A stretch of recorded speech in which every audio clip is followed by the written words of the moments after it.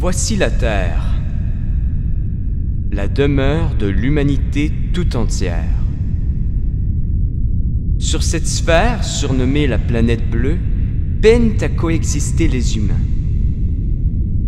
L'homme est indirectement un loup pour lui-même. Il pollue sa terre comme s'il en avait 5 autres dans un placard, prêtes à être utilisés.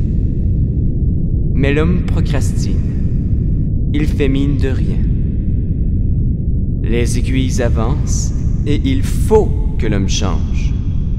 Cette vidéo s'adresse à chacun des humains individuellement. Que pouvez-vous changer à vos habitudes afin de réduire votre empreinte écologique?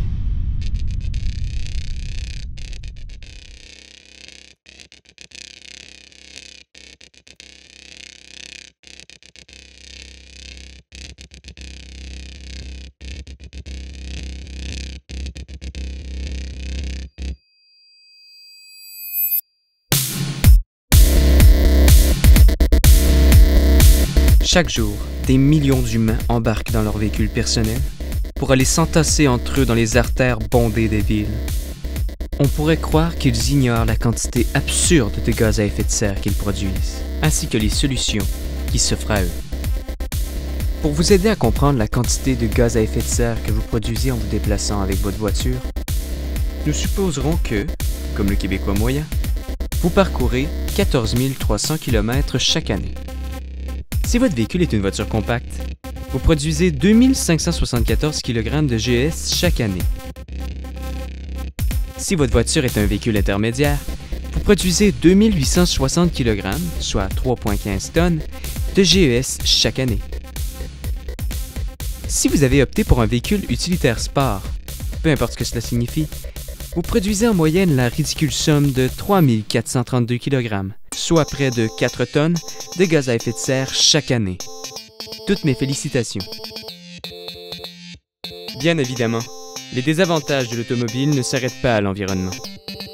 Outre les frais d'achat, de carburant et d'entretien, une panoplie de coûts supplémentaires s'ajoute, totalisant pour une voiture compacte 6 435 $ par an.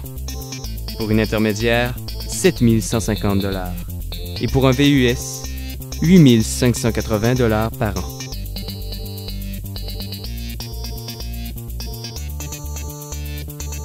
Croyez-le ou non, il existe des solutions afin de diminuer la quantité de GES produit par l'utilisation de votre véhicule personnel. Certaines d'entre elles vous permettront même d'économiser de l'argent. Premièrement, les transports en commun. Prendre le bus est avantageux de plusieurs façons. La quantité de GES, par exemple, que vous produirez sera de 2 à 3 fois moins importante.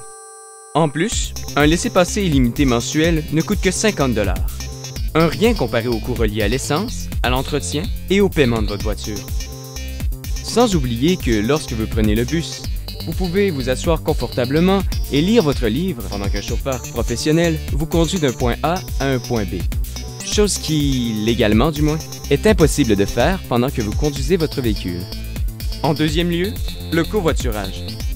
Cela vous permet théoriquement de diviser la quantité de GES que votre véhicule produit par le nombre de passagers dans votre voiture.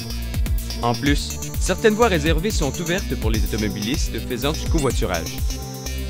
Dernièrement, essayez de prioriser la bicyclette et la marche. Non seulement vous réduirez votre impact sur l'environnement, mais vous ferez de l'exercice.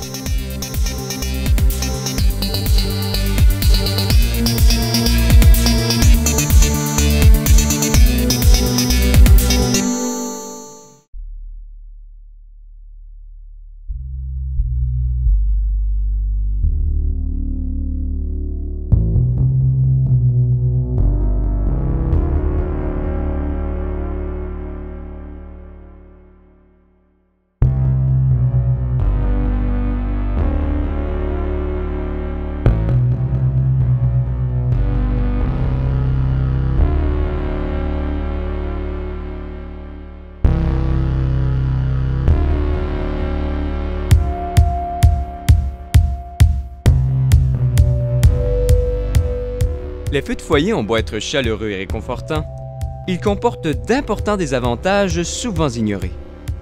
En plus de libérer beaucoup de CO2 dans l'atmosphère, ceux-ci diffusent également d'énormes quantités de particules fines. Les particules fines sont, comme le nom le dit si bien, de très fines particules qui sont rejetées dans l'air lorsque vous faites un feu. Bien qu'une majorité soit rejetée à l'extérieur, une partie reste à l'intérieur de votre maison. Les particules fines ont quelques désavantages. Elles sont directement liées au cancer du poumon, aux maladies cardiovasculaires, à la diminution des fonctions pulmonaires, ainsi qu'à la réduction de l'espérance de vie en général. Les particules fines sont à l'origine de phénomènes comme, entre autres, le smog. Effectivement, celui-ci est causé par une forte concentration de particules fines dans l'air. Si vous croyez que l'impact des feux de foyer sur la qualité de l'air est moindre, détrompez-vous. La combustion résidentielle du bois est responsable de 61% des émissions annuelles de particules fines, contre 22% pour le secteur industriel et commercial et 14% pour le transport. Les solutions s'offrant à vous sont assez simples et prévisibles. Si vous chauffez votre maison au bois et ne pouvez la chauffer à l'électricité, assurez-vous que votre poêle soit à double combustion. Ceci brûle le bois de façon plus efficace et lente. Si vous ne faites des feux de foyer que pour le plaisir, alors la solution serait de simplement réduire la fréquence à laquelle vous en faites.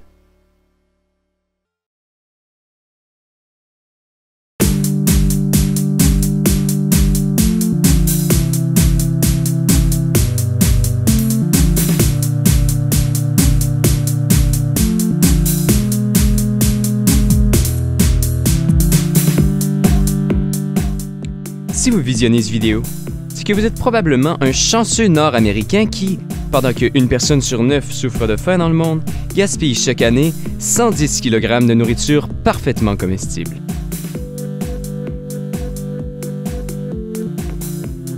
En adaptant cette statistique à une famille de 2 adultes et 2 enfants, on obtient un poids équivalent à celui de 4 adultes. Imaginez ce que l'on obtient en transposant cette statistique aux 8 millions d'habitants du Québec. Le résultat obtenu est alors un poids combiné de 880 millions de kilogrammes. Pour vous donner une idée de ce que ça représente, 880 millions de kilogrammes équivaut au poids de la Tour Eiffel multiplié par 96. Incroyable, n'est-ce pas? Cependant, le gaspillage alimentaire entraîne internationalement des pertes encore plus sidérantes. Chaque année, 550 milliards de mètres cubes d'eau sont gaspillés pour faire pousser des récoltes qui ne seront jamais consommées. 550 milliards de mètres cubes d'eau, c'est un peu abstrait comme quantité. Mais n'ayez crainte, je vais vous aider à illustrer ce que c'est vraiment avec une petite question. Combien de fois pensez-vous qu'il serait possible de remplir le stade olympique de Montréal avec une telle quantité d'eau?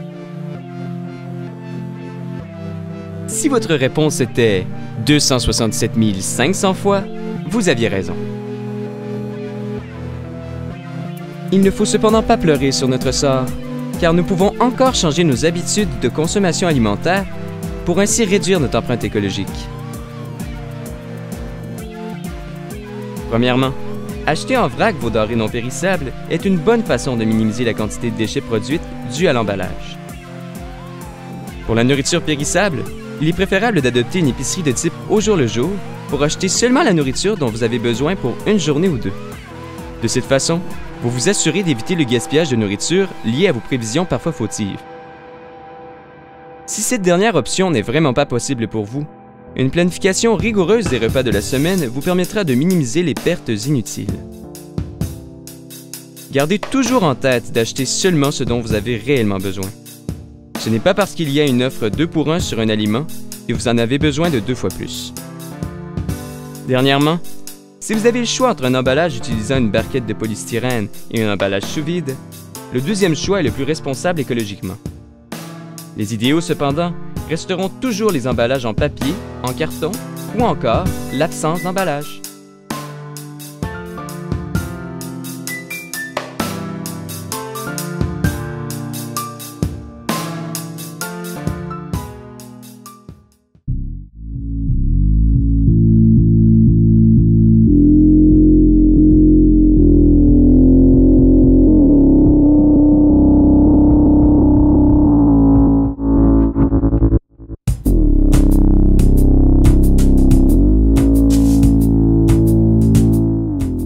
L'or bleu. Bien qu'elle nous compose à 61%, nous l'ignorons. On la gaspille sans ménagement et on oublie son importance. Le Canadien moyen consomme chaque année 1623 mètres cubes d'eau, une quantité équivalente à 1 623 000 bouteilles d'eau de 1 litre. Cela peut sembler invraisemblable, mais je vais vous aider à prendre conscience de l'eau utilisée pour des actions banales de tous les jours. Commençons avec le plus évident, la douche. On en entend toujours parler, et avec raison. En effet, une douche de 5 minutes consomme habituellement entre 75 et 100 litres d'eau. Mais il n'y a pas que la douche qui consomme énormément d'eau. Une toilette conventionnelle utilise plus de 18 litres à chaque fois que la chasse d'eau est actionnée. Le gaspillage d'eau à domicile ne se limite bien évidemment pas à la plomberie de votre maison. Certains aliments nécessitent une quantité d'eau particulièrement importante pour être produits. Voici quelques exemples. 1 kg de pommes de terre nécessite 590 litres d'eau. 1 kg de riz, de 3000 à 5000 litres d'eau. 1 kg de poulet nécessite 3920 litres.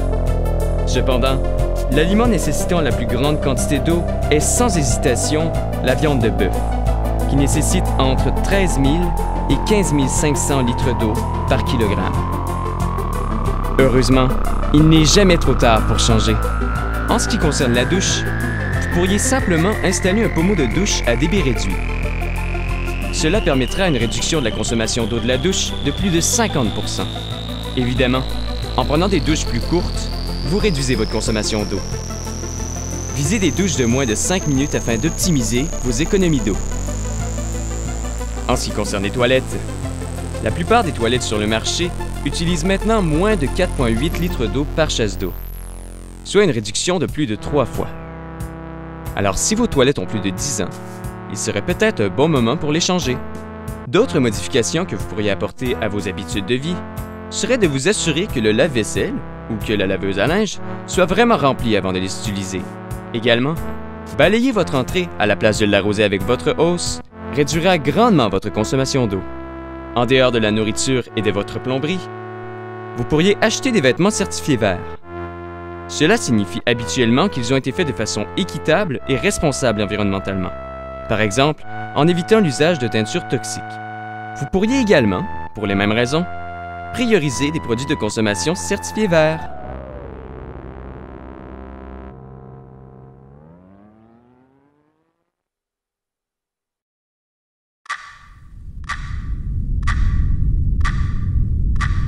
Sur cette sphère bleue réside l'humain. Sur cette sphère bleue naquit l'humain. Sur cette sphère bleue s'éteindra-t-il? Lui seul a la réponse à cette question.